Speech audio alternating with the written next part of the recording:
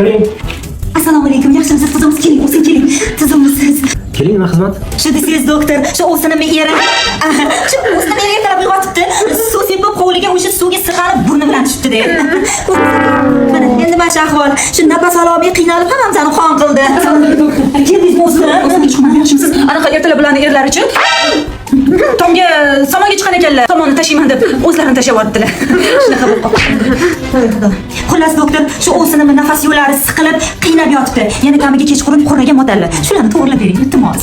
Buni albatta yordam beramiz. Agar formasini to'g'rilab, chiroyli qilaman desangiz, u pullik hisoblanadi. Agar shu nafas yo'llarini ochib, nafas olish yaxshilayman desangiz, u mutlaqo tekin. Tekin? Bu operatsiya kamida 10 million turadi-ku. Yo'q. Qo'lni otmayapti. Burnidan nafas olyapti. Qani, yaxshi kelinglarmi? Tirik. Keldilar. Qalaysiz, ahvolingiz yaxshimi? Doktor, juda yaxshi. Nafas yo'llarim ochilib ketdi.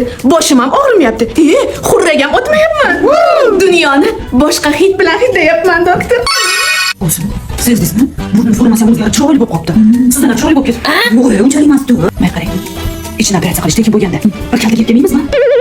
Mayli, lekin erlarimiz mo'ljali burunga ola oladiki, ha? Doktor, shu jaqpag'i ham operatsiya qilmaysizlarmi? Mana shu ikkita o'sinimmi? Chakagini yopib bering.